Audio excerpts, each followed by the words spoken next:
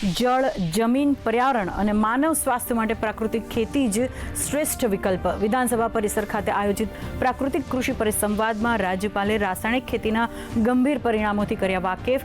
તમામ ધારાસભ્યોને તેમના વિસ્તારના એક ગામને પ્રાકૃતિક ગામ બનાવવા કર્યું આહવાન. ફરજિયાત નેનો લિક્વિડ યુરિયા આપવા બદલ 12 વેપારીઓના પરવાના કરાયા મોકૂફ. વિધાનસભામાં આક્ષેપો વચ્ચે રાજ્ય સરકારે રજૂ કરી માહિતી. ખાતર અને બિયારણની ગુણવત્તામાં અભાવ મામલે 11 કંપની વિક્રેતા સામે થઈ પોલીસ ફરિયાદ. 2 સામે ફોજદારી કેસ થયા દાખલ.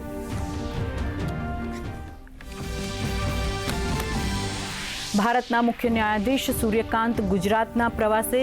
NFSU ખાતેથી આંતરરાષ્ટ્રીય ડિજિટલ વિવાદ નિવારણ કેન્દ્રનું કર્યું ઉદ્ઘાટન.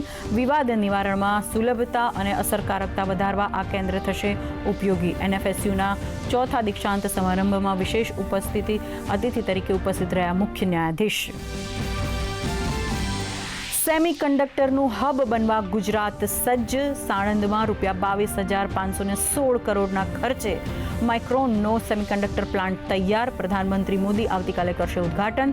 તો મહાત્મા મંદિર ખાતે 1 માર્ચે ગુજરાત સેમિકન્ડક્ટર કોન્ફરન્સ 2026નું આયોજન. પ્રધાનમંત્રી મોદીએ બજેટમાં જાહેર થયેલ યોજનાઓનો મહત્તમ લાભ લેવા નાગરિકોને કર્યો આગ્રહ. પોસ્ટ બજેટ વેબિનારમાં પ્રધાનમંત્રીએ ઉદ્યોગ જગતને રોકાણ અને ઇનોવેશન્સ માટે આગળ આવવા કરી હાકલ. કહ્યું, બજેટમાં દરેક સુધારા અને ફાળવણી વિકસિત ભારત 2047ની દિશામાં નક્કર પગલું.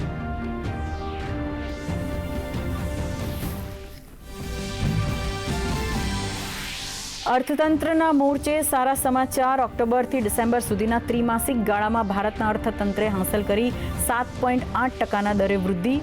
ફેસ્ટિવલ સિઝન દરમિયાન માંગમાં વધારો અને રોકાણ સંબંધી પ્રવૃત્તિઓને પગલે અર્થતંત્રને મળ્યો વેગ.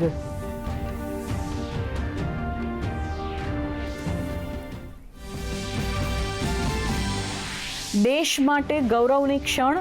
ફાઇટર હેલિકોપ્ટર પ્રચંડમાં ઉડાન ભરનારા દેશના પ્રથમ મહિલા રાષ્ટ્રપતિ બન્યા દ્રૌપદી મુર્મુ. કોકપીટમાંથી દેશને સંદેશ. વીર સૈનિકો પર ગર્વ. પોખરણમાં વાયુસેનાના શક્તિ પ્રદર્શનનું કર્યું નિરીક્ષણ.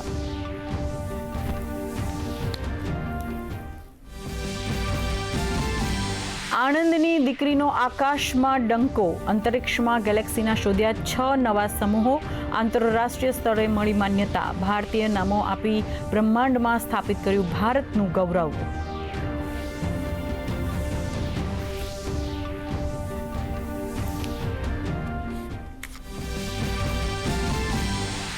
ફૂલ ડોલોત્સવને પગલે દ્વારકામાં રોનક અને ઉત્સાહનો માહોલ.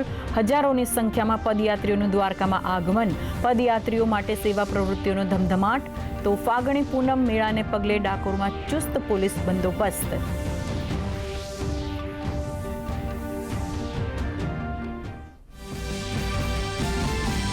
અને રાજ્યમાં વધશે ગરમીનું જોર. આગામી 48 કલાક બાદ મહત્તમ તાપમાનમાં 3 થી 5 ડિગ્રીનો વધારો થવાનું હવામાન વિભાગનું અનુમાન.